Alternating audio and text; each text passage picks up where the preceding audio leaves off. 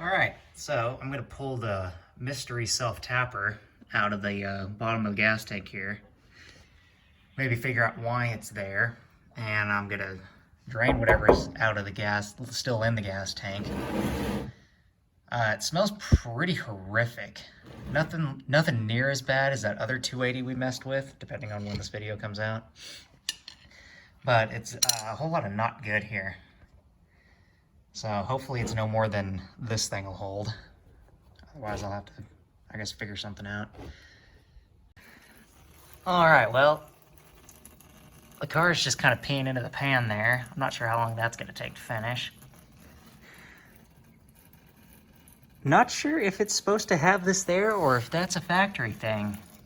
After kind of looking at it, I have to do some researching on that.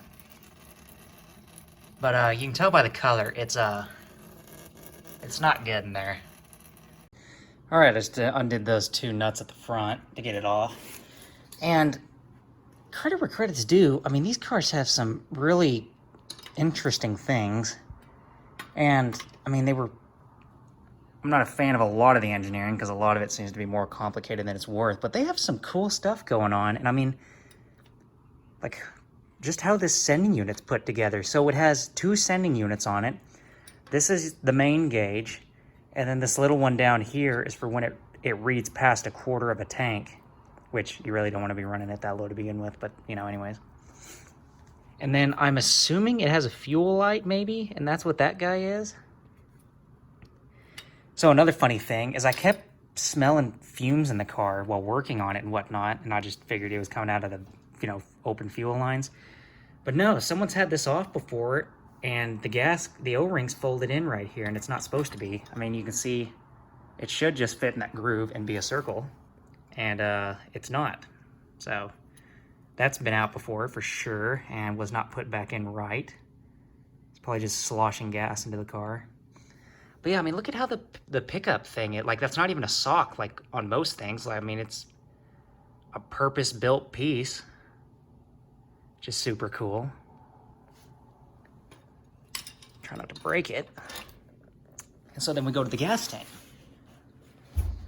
So I saw that and I thought it was all rust and gross. But it's plastic.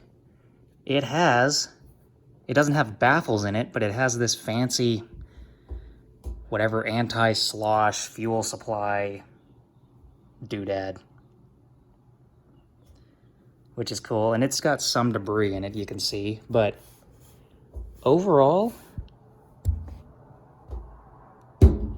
I mean, it really can't be much cleaner than that. I mean, there's what's left of the gas and just looks like rancid antifreeze. Only potential problem spot is over there. You can see it was leaking, and I think the gas tank strap actually rubbed through it or something. Well, I'm just now noticing that's dented. There's a story to tell there. So, I don't know. I gotta do some work on this gas tank. I'm debating seeing if I can twist those little metal things that hold this plastic slosh doodad in.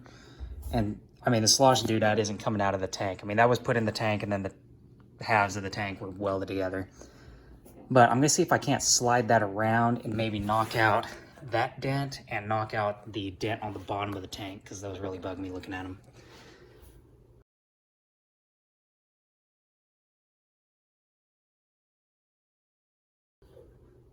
But yeah, I mean, surprising. I mean, it's weird. It's just the car has given me a lot of trouble, but the quality of most of what's here is really high. I mean, I'm really impressed by at least the sending unit and the gas tank construction here. And something else cool. So this gas tank is not small. This is supposedly a 21-gallon tank. 21 gallons for what was originally a 2.8 liter inline six. So even with the V8, this thing shouldn't have any problem doing 250 miles easy. All right, so I think I got it fixed, at least for now. We'll see how it works long term. But what that is I put some 2-part original JB Weld, not the quick weld, but the original good stuff. And I mixed some of that up, put it on a little metal plate, slapped that over the hole, put more of that JB Weld on top of everything. I let that harden up, so I did that there, and then right there. Same process on both. The outside of the tank has JB Weld on it too. So once that was fairly well hardened, it was a little tacky still, I put this stuff on it, which, I don't know, packaging looked cool. Looked like, you know, if this was placed in a garage that hadn't been opened in 40 years, it would, you know, look like it belonged there. But this is supposedly decent stuff. We'll see how it holds up. And I went and put that over, if it'll focus. I went and put that over the JB Weld too. So that's what the clear, shiny stuff is. And it's real runny, so it was easy to kind of apply it as a sealer. So, I don't know. We'll just see how this works out long term, but I think it'll be decent. And then from there, I went and cleaned out the gas tank. I did use a vacuum, but just to get some of the wood chunks out, because I used a piece of wood to knock the dent out.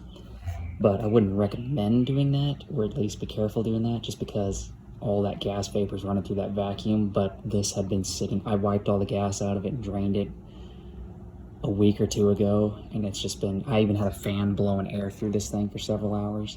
So it pretty much had evaporated all the gas out of it, otherwise I wouldn't have done that. But, and then I went over it with some used motor oil on a rag, just all over the inside of the tank, which is why it's kind of slightly shiny. So hopefully it won't rust while it sits.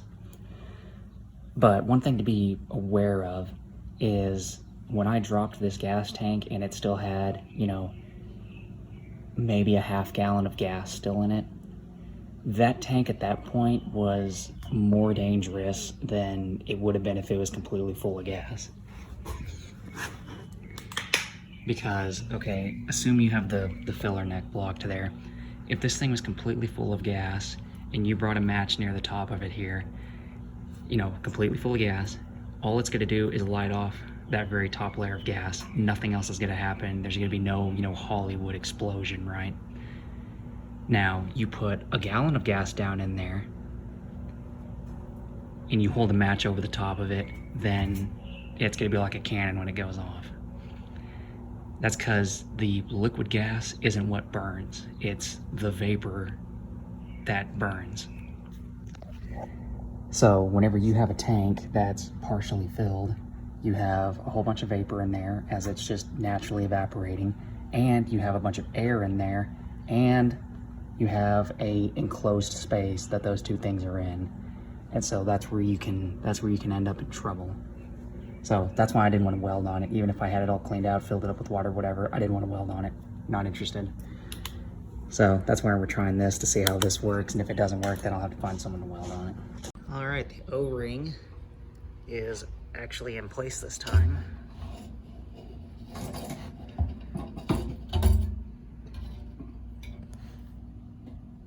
So that ought to be just fine.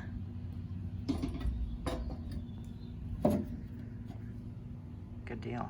All right, well, I got it all cleaned up. Everything's taped up. Everything's painted. There's where those two patched points are. Painted the bottom of the tank, at least I didn't paint the top. Yep, everything's all sealed up. So that's gonna be the end of this until it goes back in the car.